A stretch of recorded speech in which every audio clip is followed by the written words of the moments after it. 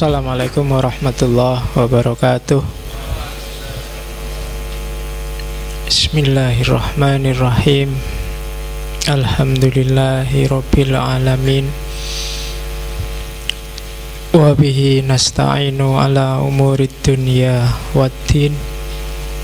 Allahumma sholli wa sallim wa barik ala habibina wa syafi'ina sayyidina wa maulana Muhammadin wa ala alihi wa ashabihi ajma'in. Amma ba'du. Tokoh kita malam hari ini tokoh besar yang diakui tidak hanya di Indonesia tapi juga di dunia internasional. Soekarno. Saya tidak tahu pengetahuan teman-teman tentang orang ini seperti apa. Kisah-kisah tentang beliau banyak, baik yang konotasinya positif atau mungkin beberapa orang punya kisah yang konotasinya negatif. Konotasi loh ya, kalau konotasi itu berarti tafsir. Tapi yang jelas sumbangan beliau banyak dan luar biasa untuk Indonesia, dengan segala kelemahan dan kelebihannya. Kelahirannya tanggal 6 bulan Juni 66. Soekarno sendiri bilang tanggal lahir saya gampang diingat, 6 bulan 6. Ada yang bilang sebenarnya dia lahir 1902. Ada yang bilang dia lahir 1901. Ya, masing-masing punya argumen. Bapaknya Jawa, ibunya Bali. Bapaknya Islam, ibunya Hindu. Jadi bapaknya ini kejawen, Islamnya Islam Jawa. Sukemi Sastro Diharjo. Makanya anaknya dinamakan Kusno Sastro Diharjo. Jadi nama aslinya Kusno. Tapi kok sampai umur 11 tahun Kusno ini sakit-sakitan terus. Orang Jawa kan kalau anaknya sakit-sakitan dianggap nggak kuat bawa nama. Akhirnya diganti Soekarno. Dapat nama Ahmad waktu naik haji. Nah, orang Jawa kan biasa waktu naik haji. Dan juga untuk memudahkan di imigrasi, karena orang luar negeri itu susah kalau ada nama cuma sak kata. Soekarno waktu kecil ikut ayahnya di Tulungagung, Jawa Timur. Ikut kakeknya di Tulungagung, terus ikut ayahnya pindah ke Mojokerto. Dari Mojokerto terus dia lulus sekolah, dititipkan di temennya ayahnya, namanya Haji Umar Said Cokro Aminoto. Disitulah dia mulai meletik, mulai kenal tokoh-tokoh pergerakan zaman itu, Sarekat Islam, kenal Agus Salim dan kawan-kawan, kenal tokoh-tokoh cikal bakal pergerakan Indonesia di situ, termasuk tokoh PKI, termasuk tokoh Islam. Itu gurunya tokoh zaman itu adalah Cokro Aminoto. Kapan-kapan kita bahas orang ini karena Cokro Aminoto punya ide yang agak original tentang sosialisme Islam. Oke. Dari Surabaya nanti dia terus kuliah di ITB. Makanya terus dia kos di Bandung. Setelah di ITB inilah dia mulai aktif ikut organisasi politik. Kalau di Surabaya dia sudah ikut Young Java. Di Bandung dia mulai merintis ikut organisasi yang nanti melahirkan PNI, Partai Nasional Indonesia. Kemudian gara-gara PNI inilah nanti dia dipenjara, dipindah-pindah, termasuk di Bandung ada penjara Sukamiskin. Nah, dari situ waktu sidang Soekarno bikin pidato yang luar biasa yang judulnya, untuk pledoinya Indonesia menggugat.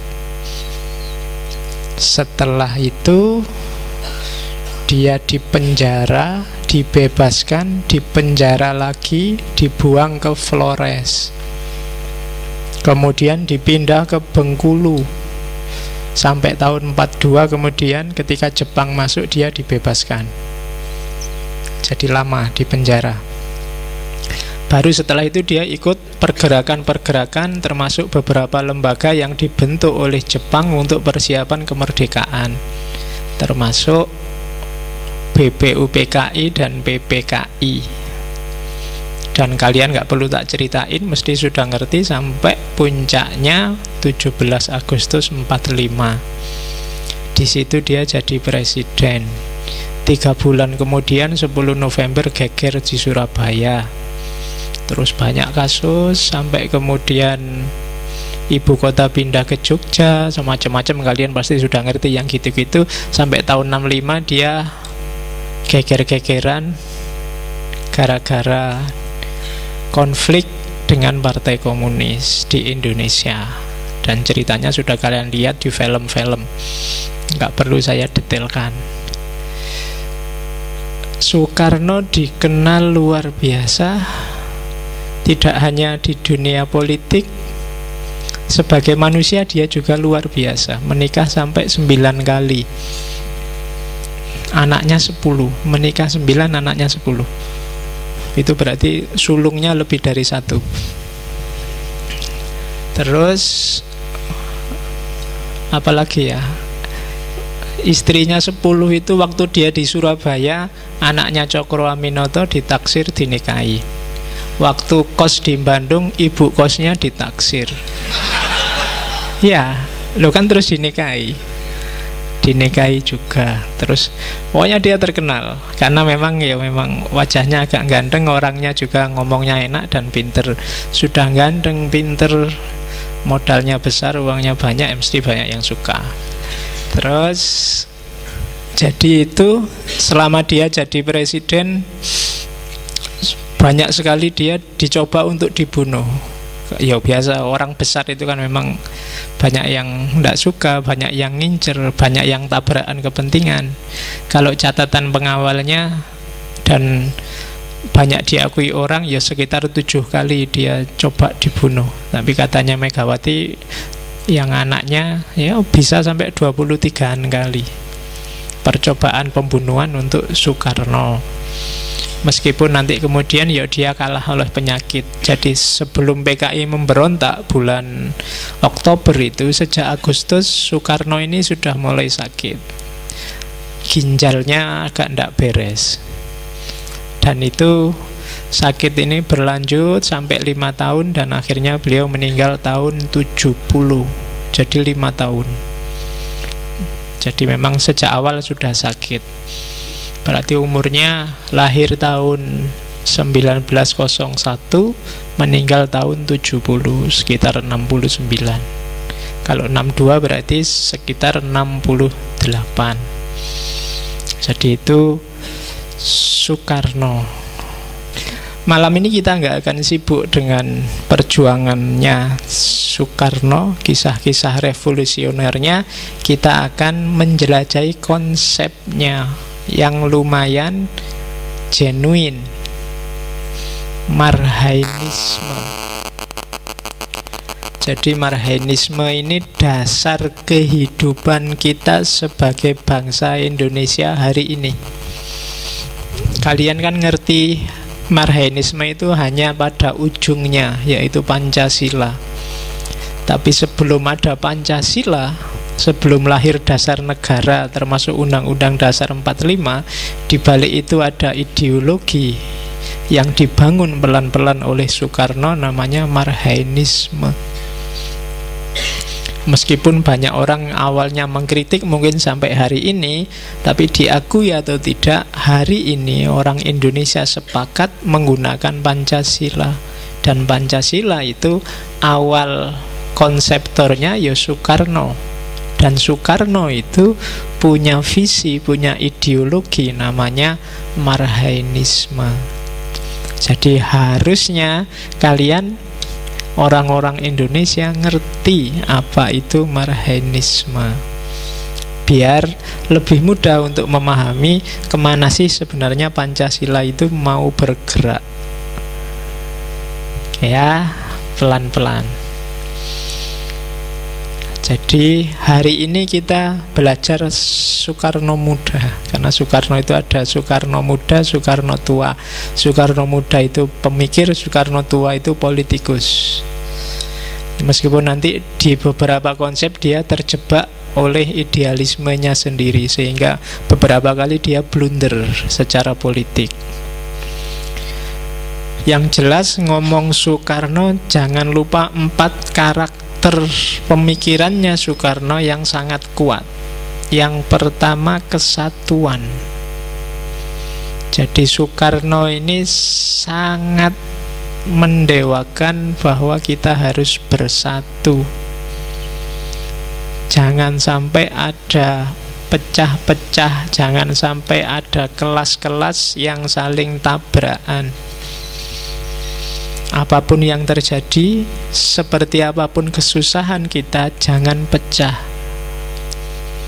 Itu yang pertama, sangat jelas di pikiran Soekarno. Yang kedua, anti-imperialisme.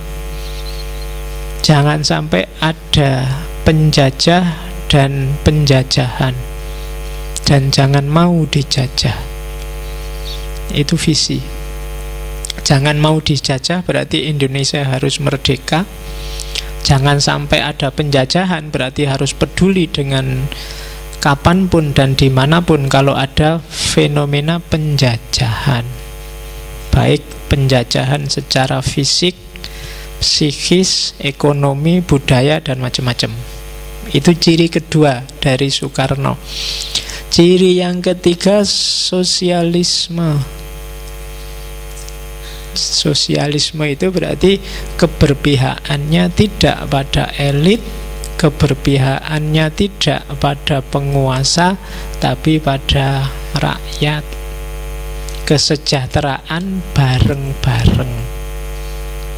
Beda sama yang kemarin model teokrasi, atau sebelumnya model fasis, atau model otoriter gaya Hitler. Dan yang terakhir, nasionalisme. Jadi rasa dekat, rasa memiliki pada negara, itu nasionalisme. 4 ini ciri utama pemikirannya Soekarno. Kalian cari dimanapun gagasan-gagasannya, tidak akan lepas dari 4 ini, dengan segala retorikanya. Jadi dia pemersatu, kesatuan, anti-imperialisme, sosialisme, nasionalisme. Itu 4 ciri dari pikirannya Soekarno. Ini harus diingat-ingat. Basis teorinya, Soekarno ini rajin baca, jangan salah. Dan berbagai bahasa dia kuasai, termasuk bahasa asing. Basis yang menarik, basis teori yang nanti menarik Soekarno untuk merumuskan teori-teorinya, itu yang jelas Marxisme nomor 1 dan Karl Marx nomor 1 dan Marxisme. Marxisme itu pengembangan ajaran Karl Marx oleh beberapa tokoh.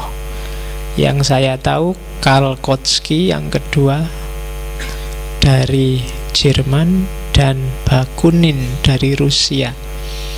Itu banyak disebut di tulisan-tulisannya Soekarno. Kalau Karl Marx jelas, yang banyak masuk ke Soekarno adalah materialisme historis dialektis. Ini di mana-mana di kuliah-kuliah sudah disebut, tapi saya heran banyak yang masih belum terlalu paham. Jadi materialisme kalau di Marxisme, di sosialisme itu bukan kok terus suka pada yang materi-materi, bukan kok terus cewek matre, bukan kok yang enggak. Materialisme itu lawannya idealisme. Jadi materialisme itu yang real, itu yang nyata, yang materi, bukan yang hanya ada di pikiran. Jadi materialisme itu bukan kok suka pada materi, tapi orang yang punya pandangan bahwa kenyataan yang sejati itu yang sifatnya material. Yang tidak material itu ya sifatnya masih spekulatif, ndak asli. Yang sejati itu yang material, bukan kayak rasionalisme. Bukan aku berpikir maka aku ada. Dibalik, aku ada maka aku mikir. Lah kalau nggak ada aku, yang mikir siapa? Jadi pengaruh Karl Marx berarti sifatnya materialis, dialektika dalam sejarah. Bagaimana variabel-variabel material, variabel-variabel yang real, realitas, itu saling berdialektika dalam sejarah. Karl Marx juga banyak dikritik. Di antaranya model Kautsky. Kautsky itu nanti yang memelopori lahirnya sosialisme demokrat. Karena kalau murni ikut komunismenya Karl Marx, negara harus bubar. Pada akhirnya ada masyarakat tanpa kelas, dan itu pasti tidak cocok sama Indonesia zaman itu versinya Soekarno. Maka Kautsky ikut masuk. Dari Marxis yang revolusioner jadi sosialis yang evolusioner. Dari situ lahir visi sosialisme Indonesia. Terus Bakunin. Kalau Bakunin ini pelopornya anarkisme sebenarnya. Cuma bagi Bakunin, perjuangan proletar itu ya, proletar itu kan kalau definisinya makan kaum buruh yang tertindas. Dan itu kondisinya agak beda sama kaum petani. Kondisinya mungkin agak beda sama pedagang-pedagang kecil. Sama-sama kalau proletar itu kan tidak punya alat-alat produksi. Dia hanya buruh, makanya dia tertindas. Beda sama petani, pedagang kecil-kecil. Ini dia punya alat produksi. Kadang ya punya sawah, ya punya warung, tapi sistem yang bikin dia tertindas. Jadi konsep proletar nggak masuk, karena proletar itu punya alat produksi. Nggak punya alat produksi, sementara petani, pedagang kecil itu dia punya alat produksi. Nanti dari Bakunin diambillah oleh Soekarno konsep marhaen. Bukan lagi proletar.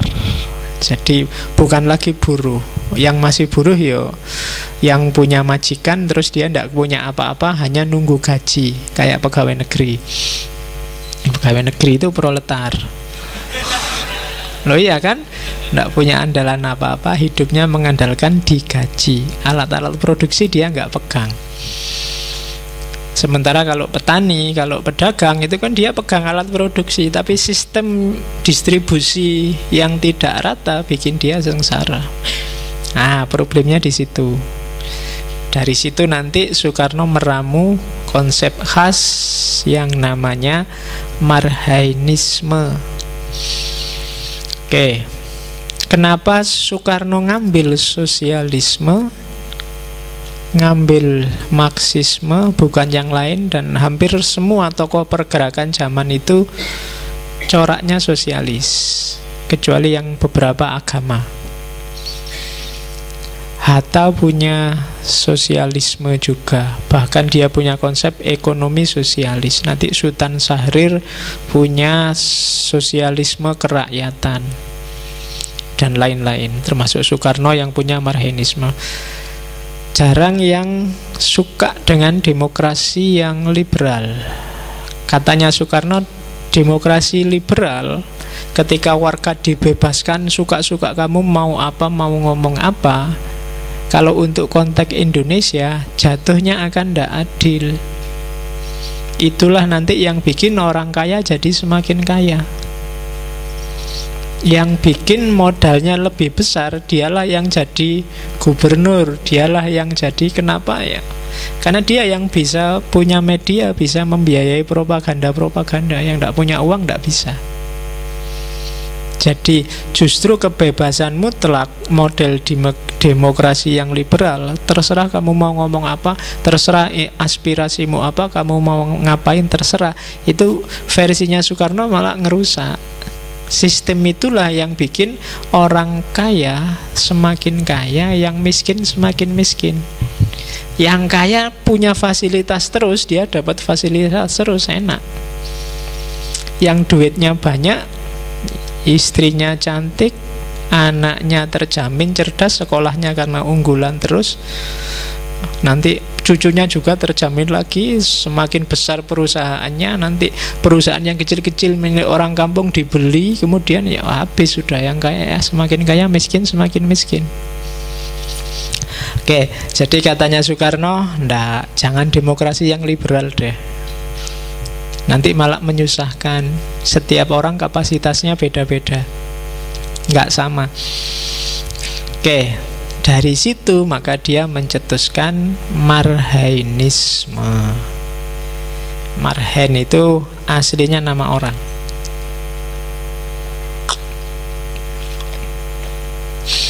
Cuma ndak ada yang tahu, katanya Soekarno, suatu pagi dia jalan-jalan naik sepeda, terus lihat ada petani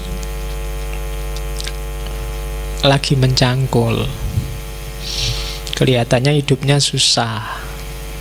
Waktu disapa, ditanya, ini sawahnya sendiri? Iya, sawah saya sendiri, tak garap-garap sendiri, tapi hidupku ya tetap sumpek, tetap susah.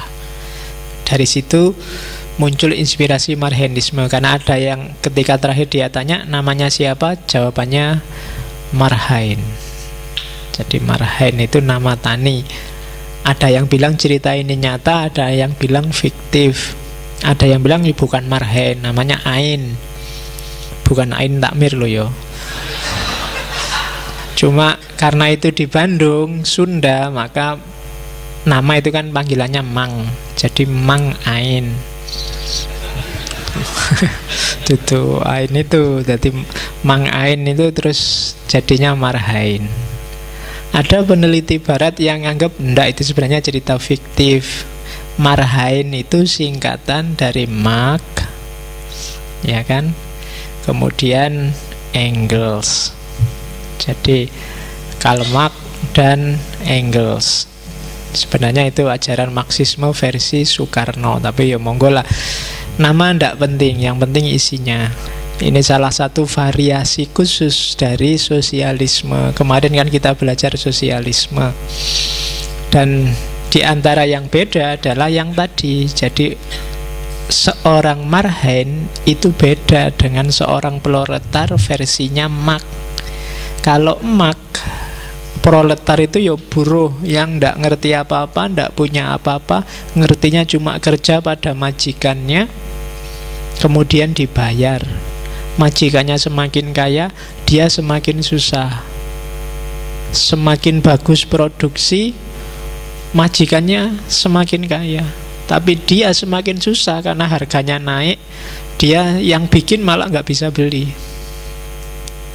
Coba kamu lihat ya, kadang pegawai itu kan bikin apa, dia sendiri nggak beli. Pegawai restoran KFC itu makannya biasanya malah keluar nih angkringan, pesen apa, dia sendiri nggak kuat beli miliknya sendiri. Yang dia sendiri yang goreng, yang bikin, maling nunggu sisa-sisa, ya kan? Jadi pegawai warung itu kan juga nggak bebas makan dagangannya. Yang bebas yang punya warung. Kalau dia tiba-tiba makan sak kapok, ya dihitung sama yang punya warung, dan belum mesti bisa bayar. Kadang-kadang pegawai perakitan mobil dia tidak kuat beli mobil. Kenapa ya? Itulah sistem namanya kapitalisme. Dan itu yang diprihatinkan oleh Karl Marx. Nah, oleh Soekarno, proletar gagasan Karl Marx bagus, cuma tidak selalu masuk untuk segala konteks. Khususnya kayak di Indonesia ini, banyak pegawai kecil, banyak pedagang, banyak petani, banyak usaha kecil. Itu kan orang menguasai modalnya, menguasai alat produksinya, tapi struktur sosial yang bikin dia tidak bisa berkembang. Jadi bukan berarti dia tidak punya alat-alat produksi, punya, tapi alat produksi yang dia miliki tidak produktif untuk menjamin kehidupannya. Nah, itu gagasan awalnya. Dari situ terus dia merumuskan lebih jauh, harusnya ada konsep yang tidak semata-mata sosialis Marxis, tapi yang bisa mengakomodasi konteks sesuai keindonesiaan. Muncullah Marhainisme. yang nanti goalnya adalah lahirnya sosialisme Indonesia. Oke, kita lihat asasnya Marhainisme itu 3. Yang pertama sosionasionalisme, yang kedua sosiodemokrasi, yang ketiga ketuhanan yang Maha Esa. Oke, ya karena ini nanti antara lain yang mengejawantah jadi Pancasila. Jadi sosionasionalisme itu asas yang dipakai saat berjuang.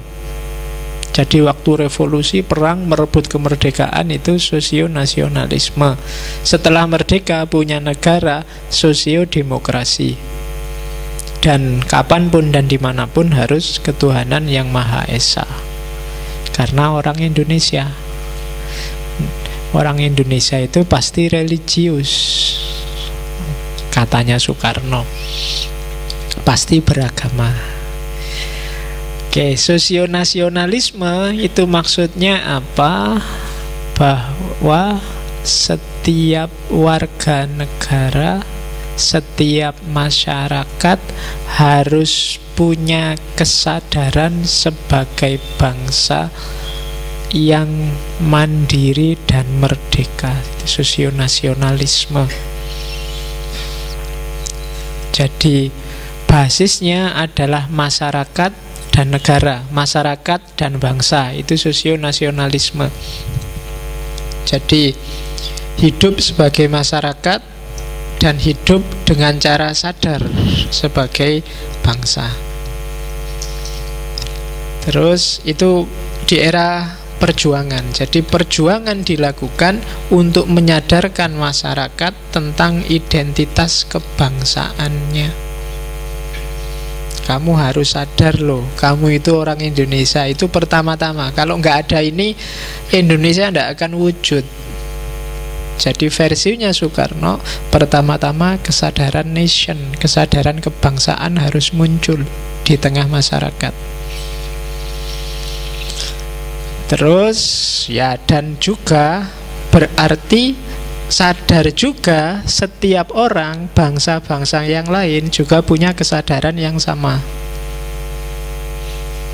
Jadi menghargai diri sendiri dan menghargai juga kebangsaannya orang lain. Hari ini kan banyak yang kehilangan kesadaran ini, kesadaran keindonesiaan. Mungkin ketutup banyak kesadaran yang lain. Mungkin kesadaran kepartaian, kesadaran keorganisasian, kesadaran banyak. Dan ketika kesadaran kebangsaan perlahan lenyap, yo kepercayaan dirimu sebagai bangsa juga lama-lama akan luntur. Indonesia tidak membanggakanmu ketika kesadaran kebangsaan ini hilang.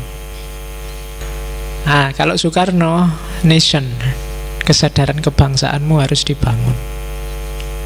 Setelah itu, kalau sukses dengan ini di era perjuangan sampai kita pede sebagai Indonesia dan merdeka, baru sosiodemokrasi, membangun struktur masyarakat yang terbuka, khas demokrasi, baik demokrasi politik, demokrasi ekonomi, demokrasi sosial, dan lain sebagainya.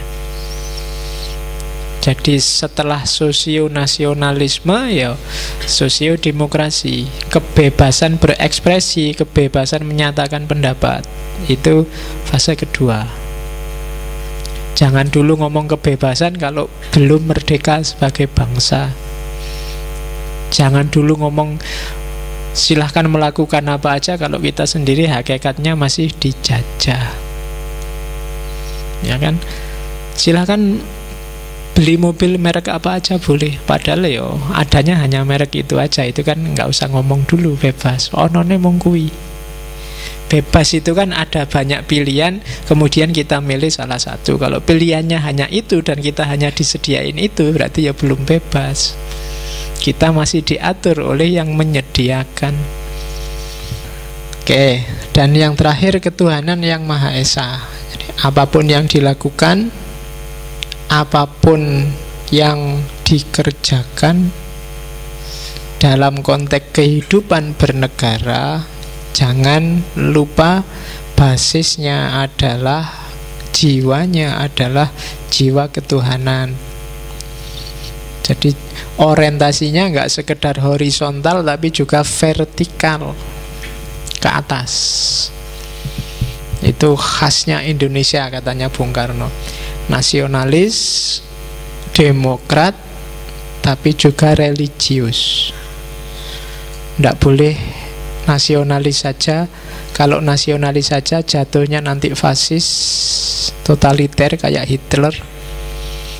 Tidak boleh demokrasi saja, nanti jatuhnya akan liberal kayak tadi. Dia mengkritik demokrasi liberal. Yang mengkontrol agar tidak jatuh ke liberalisme, tidak jatuh ke fasisme adalah religiusitas, prinsip-prinsip moral keagamaan. Jadi Soekarno sudah jauh mikir ke sana. Jadi Marxisme dibangun di atas 3 pilar. Yang pertama sosialisme tapi yang nasionalis. Ini yang membedakan nanti dengan komunis. Kalau komunis, titik akhirnya bukan nation, tapi masyarakat tanpa kelas. Dan masyarakat tanpa kelas itu tidak mungkin kalau di Indonesia. Ketika dipaksa dijalankan secara real, mungkin kayak negara-negara Rusia zaman dulu, akhirnya juga jatuh. Terus demokrasi, cuma demokrasi yang tidak liberal. Dan baik nasionalisme maupun demokrasi harus dijiwai oleh semangat religiusitas. Oke, itu yang khas dari Soekarno.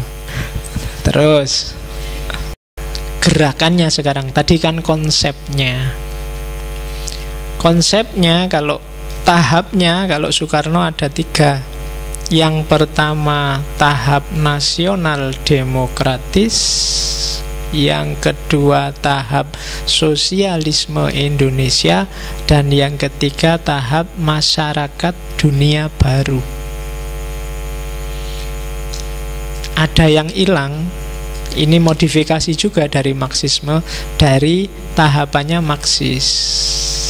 Kalau Marxisme itu kan dari feodalisme terus terjadi dialektika sehingga melahirkan kapitalisme, terjadi dialektika terus melahirkan sosialisme, dan puncaknya komunisme. Yang tidak muncul di Soekarno adalah fase kapitalisme. Jadi di Soekarno fase anti kapitalisme ini tidak muncul. Kenapa bagi Soekarno?